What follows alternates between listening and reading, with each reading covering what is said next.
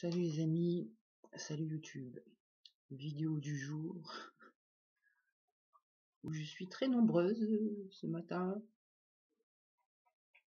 C'est pas drôle du tout. J'ai essayé de garder le contrôle et de verbaliser tout ce qui se passe. Mais là je suis très animée par une part, mais enragée. Genre le premier qui bouge, je le démonte. Le chat a failli prendre cher. Le chien, il l'a senti direct qu'il fallait pas qu'il fasse le con. Enfin la con. Et c'est enragé. Et je comprends pourquoi c'est enragé. J'ai compris plein de choses aussi. Il s'est passé des levées d'amnésie encore là au secours. Et je sais pas par quel ordre je vais y prendre parce que j'ai aussi les parts hautes en conscience. Je vais peut-être commencer par elle. Et puis ensuite je descendrai tout petit, tout doucement. Donc on va parler, je vais essayer bien de me connecter avec les parts hautes en conscience qui veulent parler des entités et de ce qui s'est passé dans la cuisine avec le diable. La chose positive dans cette histoire, donc les parts hautes en conscience, elles ont dialogué avec des entités et ce qui a été dit a permis à pas mal de parts dans moi à pu avoir peur des entités. Et ça déjà, c'est un point positif, très positif. Ça nous a démontré en fait que coûte que coûte on voulait aimer l'humain et que donc c'était plus facile de le mettre sur le dos des entités. Alors qu'en fait les entités sont au service de l'humain et que comme ça a été verbalisé déjà dans une autre vidéo, c'est pas les entités le problème, c'est les humains, leurs blessures et ce qu'ils en font. Et le je veux. Et donc ces entités, elles expliquaient que... Ah, faut que je me centre. Donc, l'entité que j'ai vue dans ma cuisine, que moi j'ai dit que c'était Satan, que c'était le diable, parce qu'il y avait des cornes et tout, et c'était une entité très majestueuse, et qui vraiment contenait les opposés. Comme je disais, le froid, le chaud, et à tout niveau. Et cette entité m'expliquait qu'en fait, du moment où un humain fait une demande, prie, c'est les entités qui vont répondre à ça. Et que c'est comme s'il y avait deux dieux. Mais non, il n'y a pas deux dieux. Il faut que j'essaye de l'expliquer comme il faut, mais c'est vachement difficile d'expliquer le mystère, et on peut pas de toute manière. Moi, j'essaye juste de trouver les bonnes idées pour que mes parts elles soient le plus cool possible. Et j'affirme pas que tout ce que je dis c'est des vérités, mais en tout cas c'est moi des vérités pour moi qui m'aident à guérir. Voilà.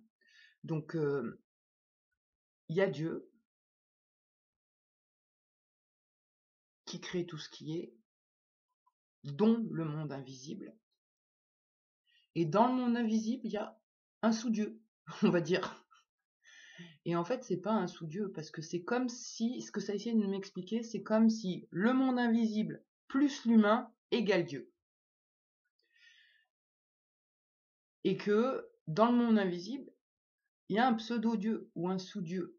Et le maître de toutes les entités, qu'elles soient positives ou négatives. Donc ça pourrait être le diable, je sais pas quel nom y mettre au truc que j'ai vu, mais du coup, donc dans le monde invisible, il y a le dieu des entités, pour faire simple, qui va organiser toutes les sous-entités, les plus, les moins, les anges, les archanges, les maîtres ascensionnés, les démons, tout ce que tu veux. Et qu'en fait c'est tout la même chose, c'est au service de l'humain par rapport aux blessures qu'il a. Et ce que ça m'expliquait et qui me semble, enfin moi où je me suis arrêtée vraiment dessus, c'est que du moment où un humain demande quelque chose et l'obtient, ça crée obligatoirement son opposé pour quelqu'un d'autre. Mais quelqu'un d'autre qui aura la vibration, hein. C'est pas par hasard, ça tombe sur toi, et non. Disons que pour essayer de résumer, c'est si je demande à une entité, vas-y, donne-moi, j'en sais rien, moi, 1 million d'euros. Si je fais ma demande correctement, je vais recevoir 1 million d'euros, mais il y a un autre humain qui va perdre 1 million d'euros. Et ça sera parfait, hein, c'est qu'il aura aussi eu la vibration qui va avec, tout est toujours parfait. Mais du moment quand l'humain demande quelque chose en dehors de Dieu, en fait, c'est ça, eh ben, il y a la dualité. Donc, l'humain va obtenir, mais en échange, oui, c'est ça, c'est comme s'il y avait un échange, il y a la contrepartie de l'opposé. Donc, si je demande la guérison, je peux guérir, mais du coup, ça va créer la maladie ailleurs. Enfin, un truc comme ça, mais c'est dur à expliquer en fait, quoi. C'est juste, ça me disait, mais attention à ce que tu veux, parce que mine de rien, tu vas créer son opposé pour un de tes frères. Et oublie pas que tu es tout ce qui est Dieu, c'est le résultat de tous les humains, plus le monde invisible. Enfin ouais, c'est complexe, c'est très complexe. Et là, en plus, j'ai du mal à monter en conscience, parce que là, j'ai des parts... Là, le requiem pour un fou, je pourrais le chanter, ça serait parfait. Je vous préviens, n'approchez pas, sinon je vais buter quelqu'un. On se calme. Donc, ces histoires d'entités et tout ça, là, bon, c'est bon, j'ai plus peur. Je sais aussi qu'il faut que je fasse attention et que je demande rien aux entités. Que je demande rien tout court, hein. Le jeu qui veut, le personnage qui pense avoir besoin d'eux, il sait rien, et il croit que ça c'est la bonne solution, mais en voulant créer une bonne solution, il va créer son opposé, et c'est le merdier sur la planète. Mais c'est dur de se remettre à Dieu et de dire vas-y, ce que tu veux. C'est super difficile. Je suis en train de m'égarer. Tout ça parce qu'il y a un gros rayon de soleil qui arrive là. J'ai un gros rayon de soleil, mais il est à côté. Bref, j'en étais où? J'en étais à notre petite discussion avec les entités qui nous ont dit qu'elles y étaient pour rien, qu'elles étaient au service de l'humain, des humains qui ne souhaitent pas s'en remettre à Dieu en fait. Voilà. Après, donc, je vais changer de sujet, et je vais quand même rester sur le sujet des entités. C'est que il y avait un commentaire, mais comme j'ai beaucoup switch, j'ai pas pu répondre aux commentaires trop tout de suite et tout, et il a disparu. C'est vraiment dommage. Je crois que c'était Cristal quelque chose qui avait mis un commentaire en disant le truc dans ta cuisine, est-ce que ce serait pas une mémoire? Je me suis fait la même remarque, la même réflexion. Et je pense que oui, les yeux ouverts, j'ai revécu certaines parts. Il y avait la petite peste, il y avait donc, je pense ouais que c'est une levée d'amnésie, et j'en suis même sûre avec ce qui s'est passé hier. Ah non, on va pas pleurer tout de suite là, on se calme, on se détend là. On respire. J'ai compris tout le schéma de la dépendance affective, j'ai compris pourquoi je suis programmée, et j'ai compris par quoi ils me tiennent, enfin par quoi ils m'ont tenu. Et là, ça veut pleurer. Mais avant que je puisse guérir ça, allez, arrêtez, on va pas pleurer tout de suite là.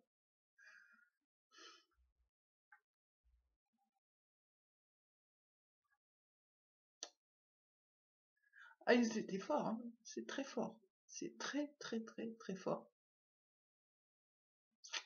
Ouais, je vais rester un petit peu encore sur les entités, tiens. Donc oui, puisque... Ah bah putain, je suis vraiment égaré, hein. Je passe d'un cerveau à un autre cerveau. Attends, je cherche un mouchoir.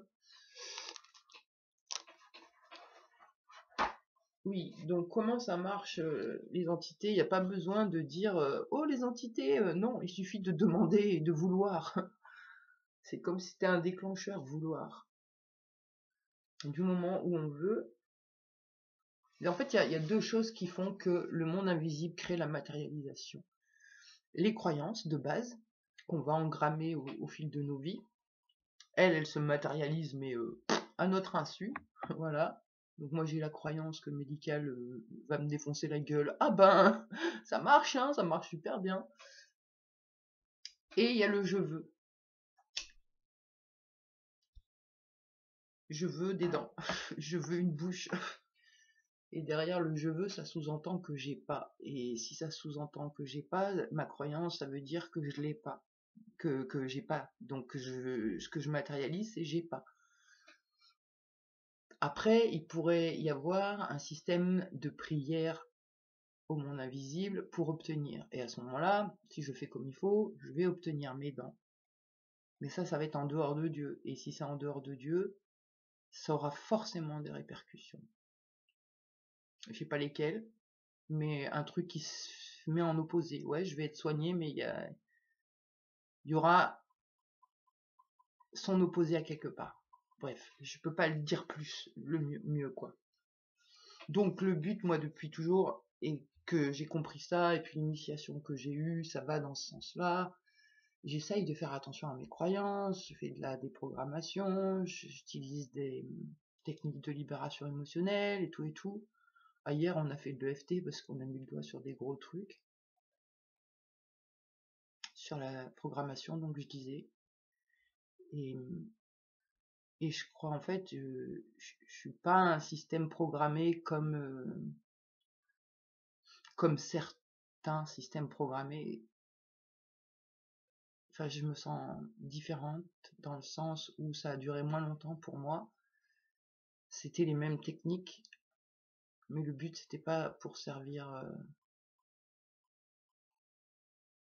la puissance du truc quoi. Enfin, j'allais dire le mot, mais si je dis le mot après, enfin le réseau, voilà, on va dire le réseau.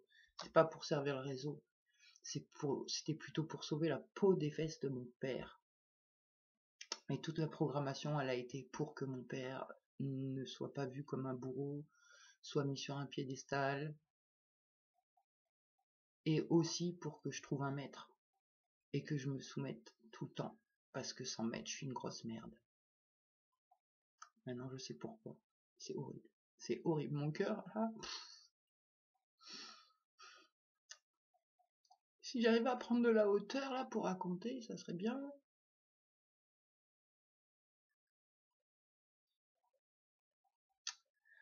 Oh putain, ça va être encore une sacrée journée. Mais bon, j'avance. J'ai défait les nœuds. Vraiment, là, j'ai défait un gros nœud. Mais un gros nœud. Putain. Va falloir l'écouter en accéléré, la vidéo. Là. Sinon, vous allez vous faire chier.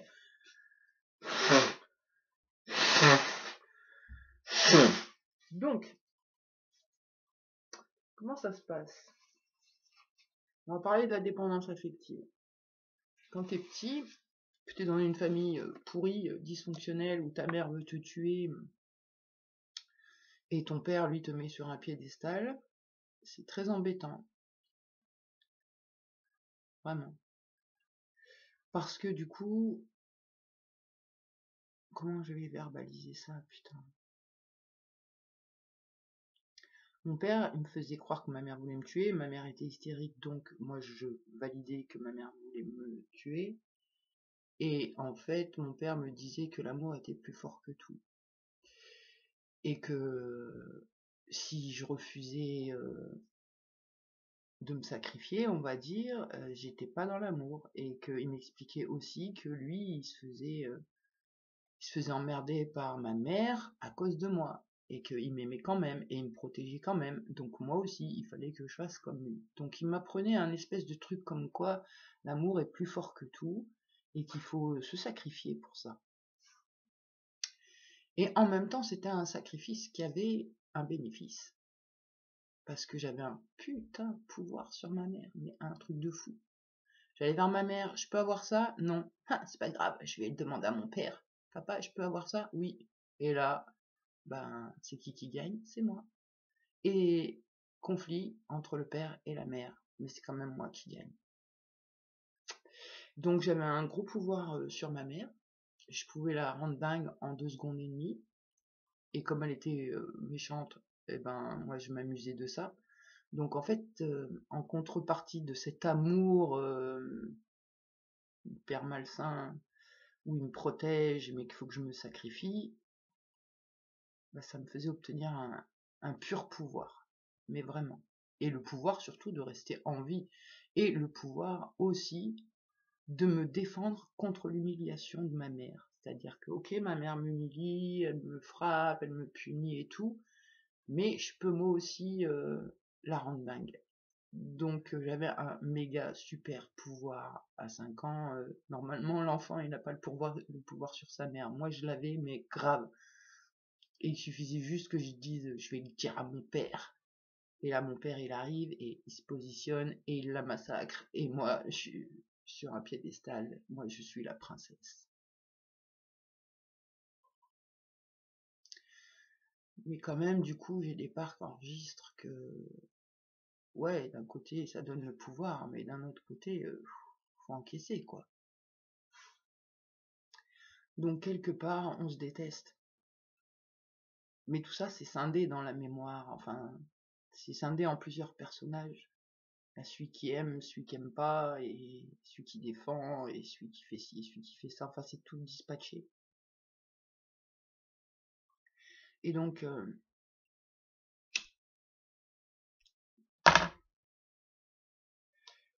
je suis en train de me perdre.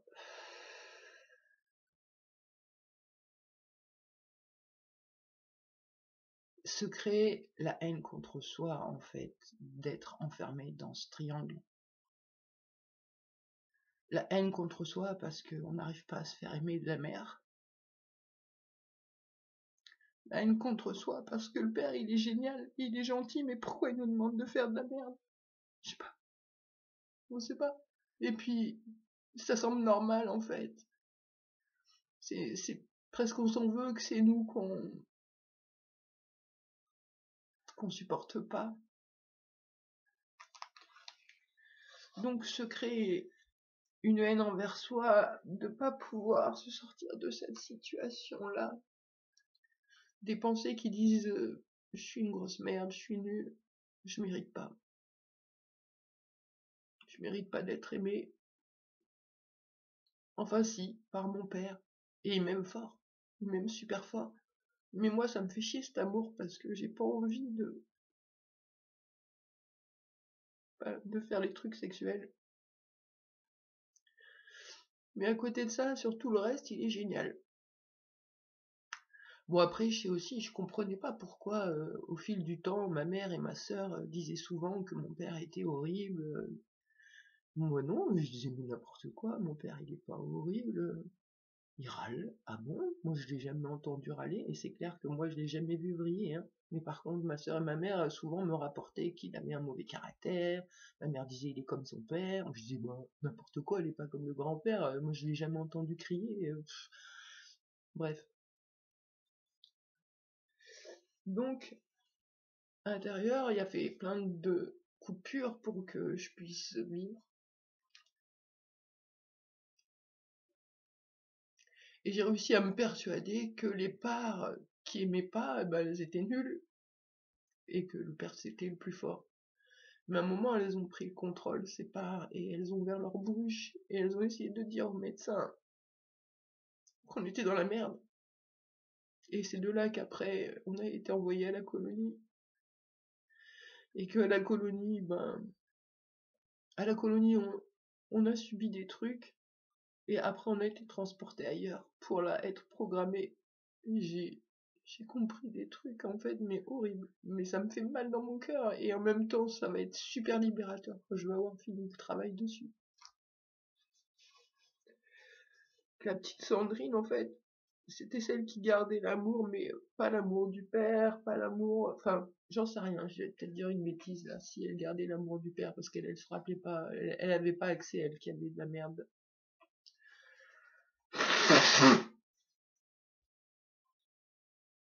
Mais en tout cas, pour la petite Sandrine, l'amour le plus fort et le plus juste, c'était l'amour de Jésus, l'amour de Dieu. Et puis, ma grand-mère maternelle, mamie, c'est celle aussi que j'en introjecte, Elle nous emmenait à l'église et tout, enfin, on se raccrochait beaucoup à Jésus et à Dieu, mais surtout à Jésus. C'était l'amour pur, quoi, qui était au-delà de l'amour du Père qui donne le pouvoir. Bon, ça va pleurer, hein, je suis désolée. Hein.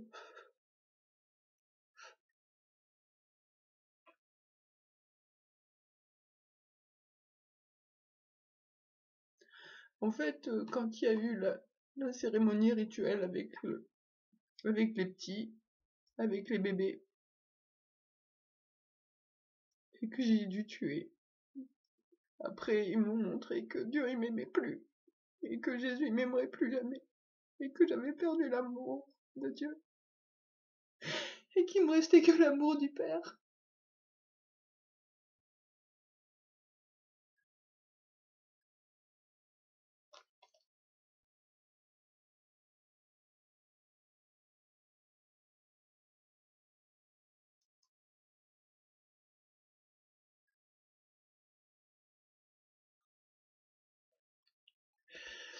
Et donc ça, ben forcément, ben après si te reste que l'amour du Père, tu te soumets, tu fonctionnes comme on t'a dit qu'il fallait que tu fonctionnes. Et là, c'est pire que le je mérite pas et je suis nulle parce que ma mère veut me tuer. Là, c'est pire parce que c'est mon créateur, c'est Dieu. Dieu, il pourra jamais me pardonner parce que j'ai tué. Je mérite pas, je mériterai jamais. Et personne peut aimer, pourra m'aimer. Donc il me reste plus qu'à me soumettre à fond et à donner, donner, donner pour essayer de racheter mon âme, pour essayer de récupérer l'amour de Dieu.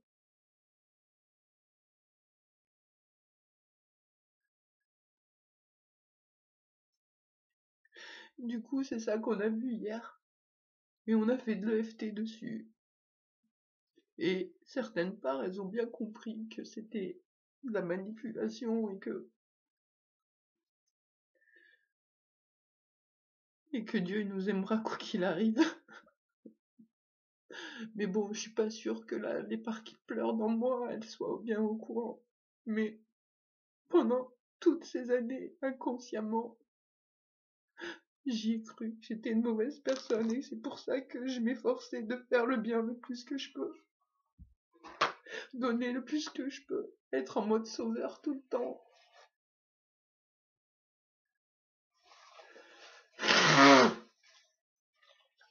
Et j'ai compris aussi mes schémas de protection. Pourquoi je peux pas aimer? Parce que aimer, c'est trop dangereux. Moi, je veux pas aimer. Bah non, je veux pas aimer, ça va pas la tête. Ça veut dire qu'il faut que je me sacrifie constamment. Et je l'ai vu dans le couple quand j'étais mariée où je me sacrifiais tout le temps pour lui. Après, ça n'empêche pas, j'ai aussi des systèmes de défense de ma mère. Donc, quand l'introject de ma mère, il est là, et je comprends mieux maintenant pourquoi elle était à cran comme ça, ma mère. Elle était hyper dépendance affective. Il y avait un problème de blessure d'humiliation.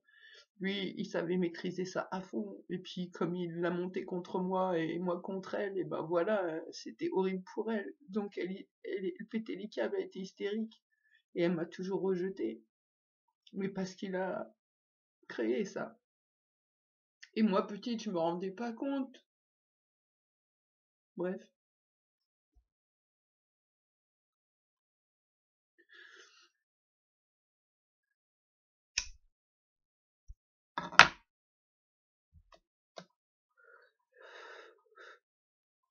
Tout ça pour que je puisse dire, le plus fort, c'est mon père. Mon père, il détestait les églises, il rentrait pas dedans et tout. Il se moquait même. Et je l'ai vu évoluer au fil du temps, à accepter de rentrer dans une église pour un mariage ou ce genre de choses.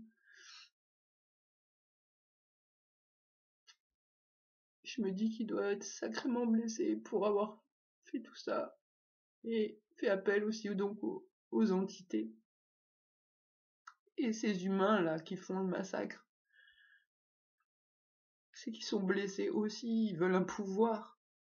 Et comme ils peuvent pas, peut-être que non plus ils ont pas l'amour de Dieu, donc du coup, pour avoir le pouvoir, il y a une espèce de truc qui se passe, enfin, notre façon d'aimer, j'en sais rien, mais les nœuds ils sont pas encore complètement défaits.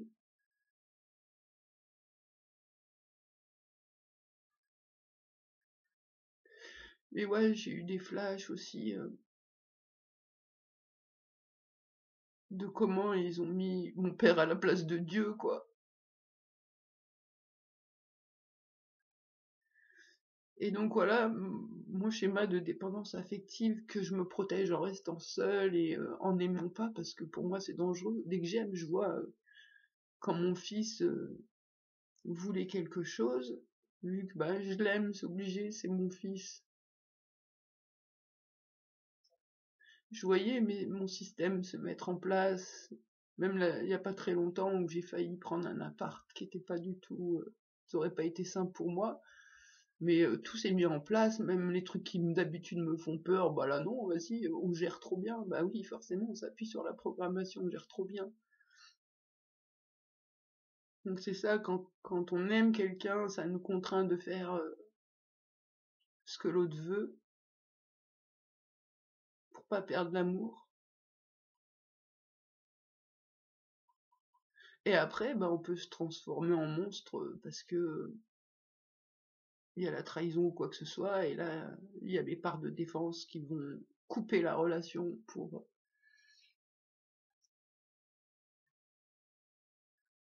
pas que ça aille trop loin.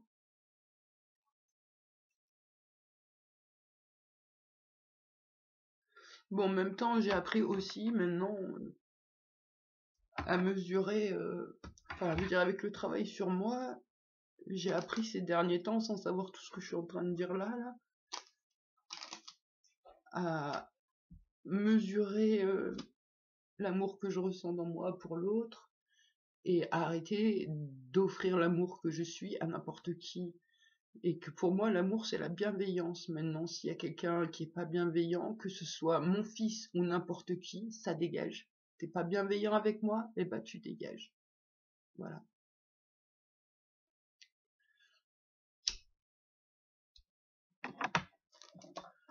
Donc ouais, je vois à quel point ça m'a massacré au niveau de l'amour, de qu'est-ce que je pense de l'amour, de comment je le vis, comment je le ressens, ce que ça me contraint de faire, toutes les stratégies, que ce soit le mode sauveur, le mode victime, le mode bourreau et tout ça, c'est tout en lien avec la perte de l'amour de Dieu et l'obligation d'aimer le Père, parce que c'est le seul qui nous aimera, et aussi parce que bah, on l'a trahi en ouvrant notre bouche. Il y a eu des levées de souvenirs à ce niveau-là.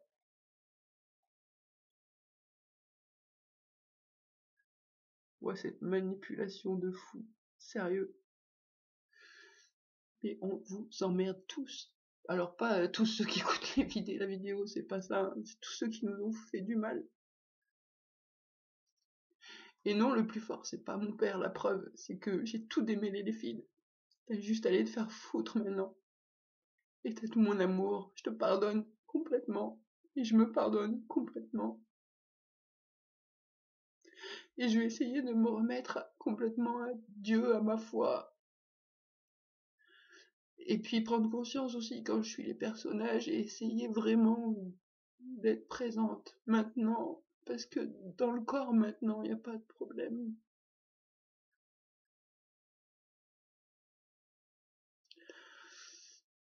Donc ben, c'est brouillon encore hein, aujourd'hui, mais c'est dur là. Putain, c'est dur cette prise de conscience, c'est super dur. Enfin, ça touche vraiment le cœur là. Et je suis contente parce que c'est la clé quoi presque. Mais il faut le temps que ça se libère, que j'encaisse, que je digère.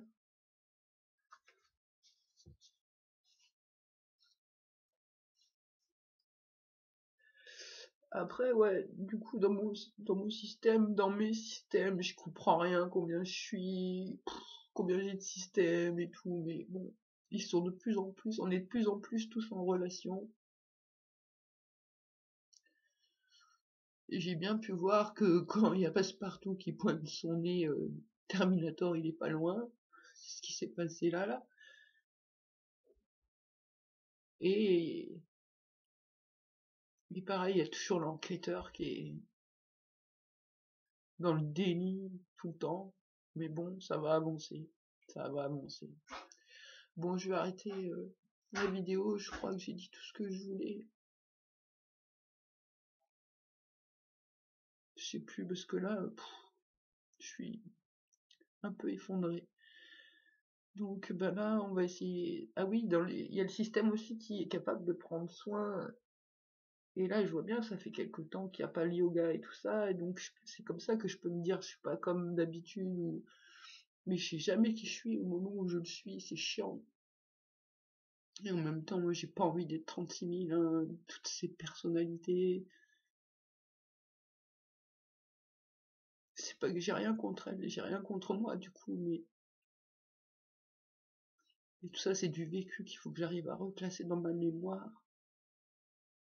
Et ensuite, il faut vraiment que toutes mes stratégies elles se calment et qu'on arrête de faire des stratégies, qu'on arrête de faire de la narration sur les histoires, qu'on soit là maintenant, qu'on soit centré et avec la foi, voilà. Bon allez, une bonne journée à tout le monde et à plus.